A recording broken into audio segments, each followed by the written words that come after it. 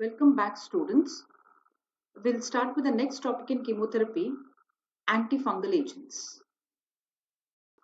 So, the learning objective for today's session includes first, to study the fungal infection and its types, and second, to study the drugs which are used for fungal infections, namely antifungal antibiotics, synthetic antifungal agents, and some new antifungal therapies. Fungal infections are also termed as mycosis, and in general, it can be divided into two types. One is superficial infections, which are affecting the skin, the nails, the scalp, and the mucous membrane, and accordingly, like athlete's foot or oral thrush or vaginal thrush is experienced. And second, the systemic infections, which affects the deeper tissues and organs, like the candidiasis, through the yeast, or cryptococcal meningitis, or pulmonary aspergillosis. Now, mostly what happens is, now many of these fungi, they live in close association with humans. Now, other than the superficial infections, they generally do not affect the systemic ones. They do not arise in the form of systemic infections. But over the last 50 to 70 years, there has been a steady increase in the incidence of serious secondary systemic fungal infections. Now, one of the factor that has been the widespread use of broad spectrum antibiotics. Because with the use of broad spectrum antibiotics, this eliminates the or decreases the non-pathogenic bacterial populations that normally compete with fungi. And because of super infections, fungal infections they develop. And the other reason is incompetent immunocompromised patients or patients with AIDS or cancer or under patients undergoing cancer chemotherapy, they also have a tendency to develop fungal infections. Superficial fungal infections are classified into dermatomycosis and candidiasis. Dermatomycosis are those infections which affect the skin, hair, nails, and occur due to tinea organisms. Like, for example, tinea capitis, which affects the scalp, tinea cruris, which affects the groin region, tinea pedis, which affects the feet, and tinea corporis, which affects the entire body. Whereas candidiasis is a yeast-like organism which affects the mucous membranes of the mouth or the vagina or the skin. Now let's discuss the drugs which are used for fungal infections.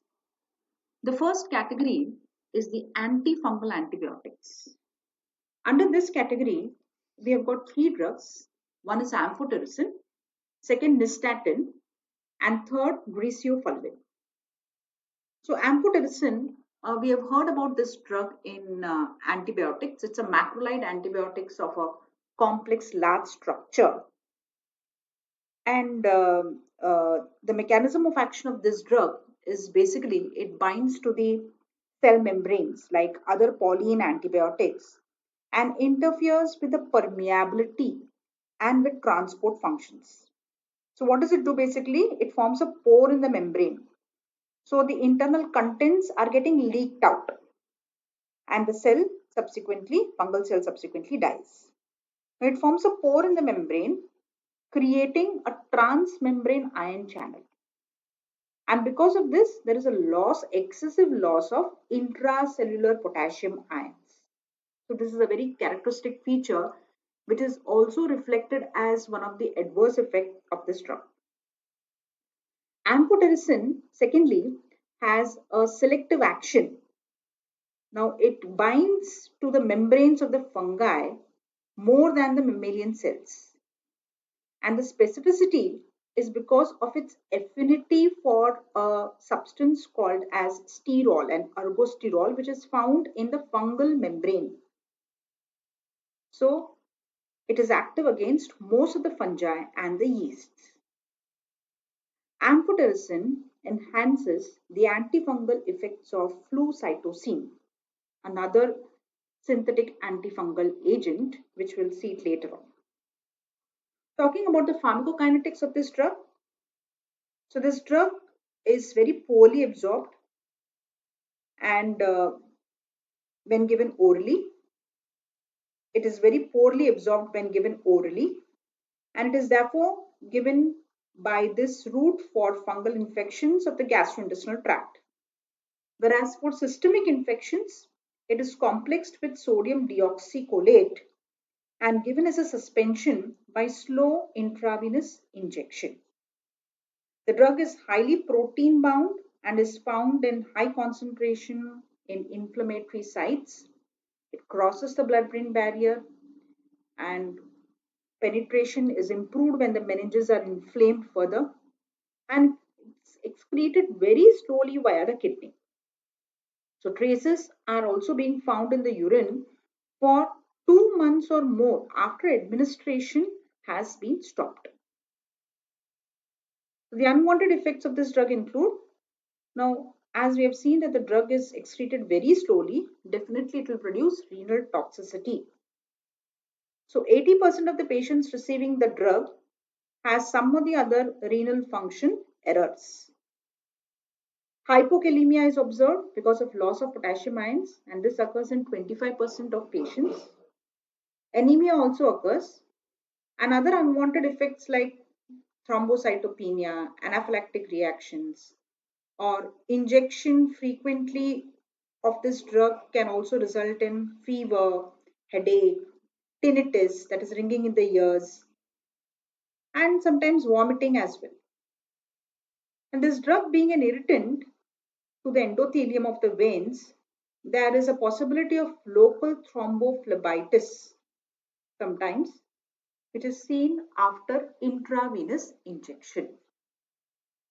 So this drug amphotericin, it binds to the sterols of the fungi, it creates a pore, kinetics is okay fine.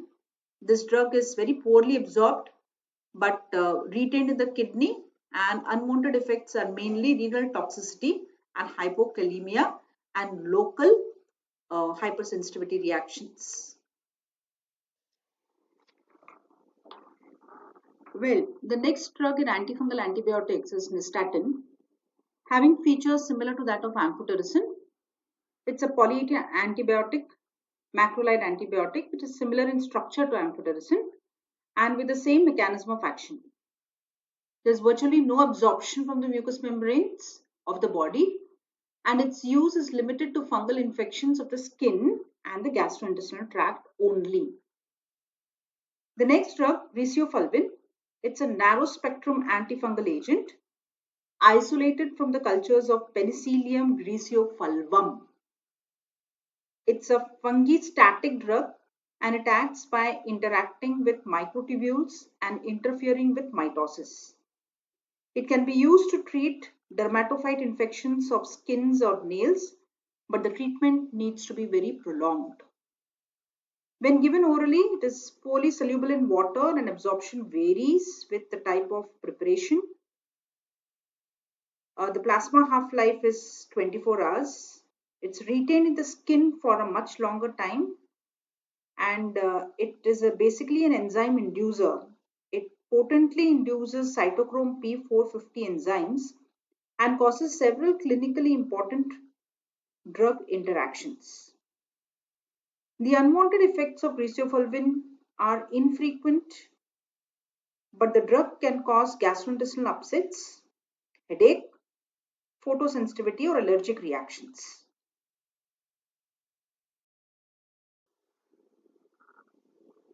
Coming to synthetic antifungal agents, the first drug, an interesting drug, Cytosine. It is a synthetic antifungal agent, and when given orally, is active against a limited range of systemic fungal infections. And it is mainly used for treating fungal infections which are caused by yeast. The characteristic feature of this drug is when it is given alone, drug resistance commonly arises, and therefore it has to be combined with amphotericin. The mechanism of action of this drug is that now this drug flucytosine is converted to the anti-metabolite 5-fluorouracil in fungal but not in human cells. Now, flucytosine is converted to 5-fluorouracil with the help of enzyme cytosine deaminase in fungal cells. Now, cytosine deaminase is not present in humans. Now, after getting converted to 5-fluorouracil, it gets converted to a fraudulent 5-fluorouracil monophosphate, fraudulent one. And this 5-fluorouracil, fraudulent means a false one. This inhibits the enzyme thymidylate synthetase. Thymidylate synthetase is an enzyme which is useful in one of the transformations of uridylate monophosphate to thymidylate monophosphate in DNA synthesis. If this thymidylate monophosphate is not produced, then DNA synthesis will not take place. So flucytosine basically, by acting as a fraudulent 5-fluorouracil, a false 5-fluorouracil, it inhibits the enzyme thymidylate synthetase and thus prevents DNA synthesis in the fungal cells. It is usually given by intravenous and orally. It is widely distributed. This drug 90% is excreted unchanged by the kidneys and plasma half-life is 3 to 5 hours. The unwanted effects are infrequent, again, gastrointestinal disturbances, anemia, neutropenia, thrombocytopenia, or hepatitis is also reported at times. Okay, so the characteristic feature of this drug is its mechanism of action, flucytosine. Well, the next synthetic antifungal agent after flucytosine are the azoles. Now, azoles are a group of synthetic fungistatic agents with broad spectrum of activity.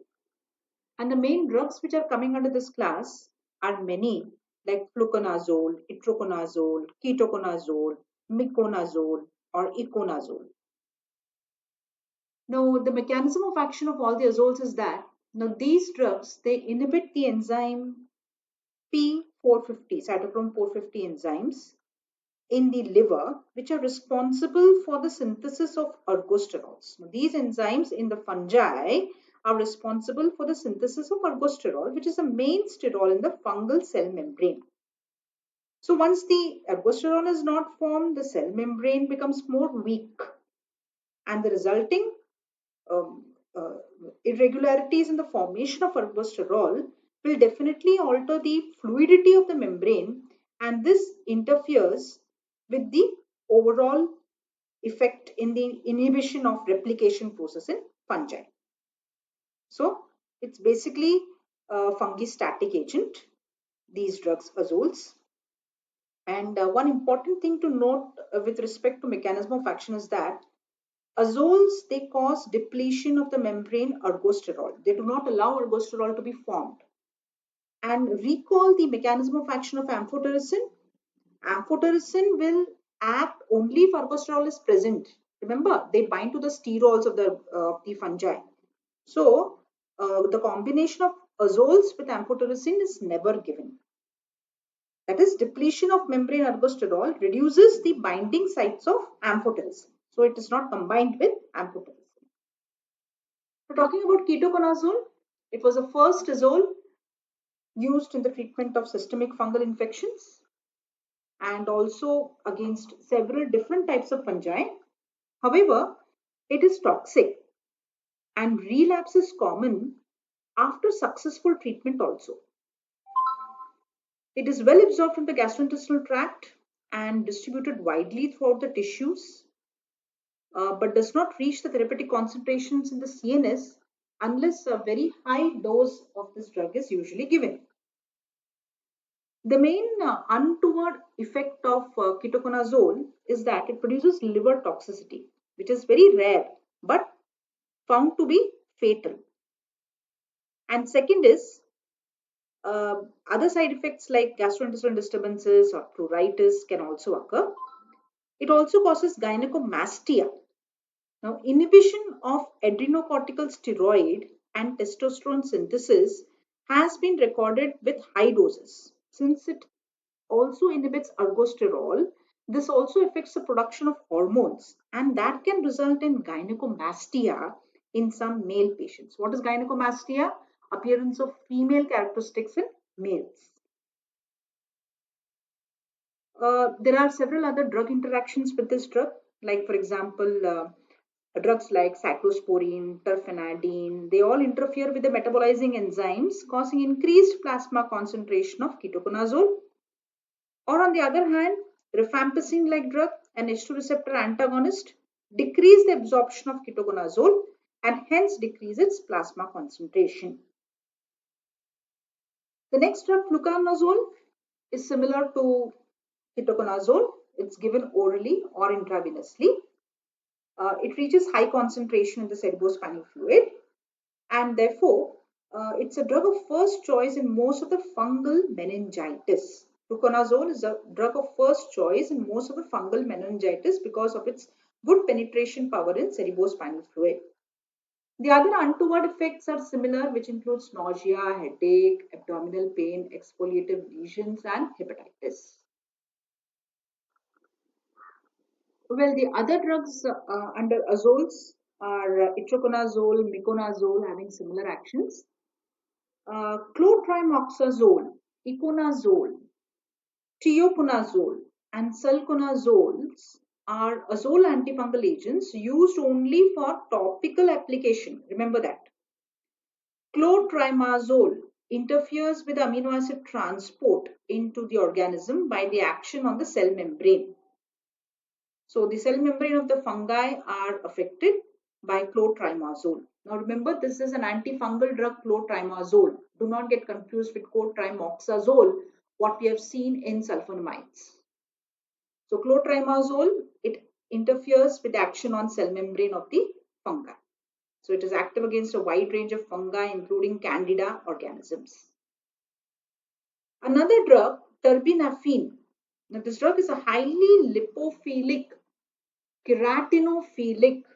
Keratinophilic is affecting the skin keratin. Keratinophilic fungicidal compound. It kills the fungi. Fungicidal compound active against a wide range of pathogens. So the mechanism of action of this drug is unique. It acts by inhibiting the enzyme called as squalene epoxidase. Now this enzyme is involved in the synthesis of ergosterol from squalene in the fungal cell wall. And what happens? Then squalene gets accumulated. So accumulation of squalene within the cell is toxic to the organism. So basically by inhibiting the enzyme squalene epoxidase, which is involved in the synthesis of ergosterol from squalene, it causes accumulation of squalene within the cell, and this produces toxic action to the organisms. This drug is used for the treatment of fungal infections of the nails, more particularly. Very few side effects or untoward effects are observed, like gastrointestinal disturbances, rashes, pruritus, headache, dizziness, muscle pain. They're all mild, you know.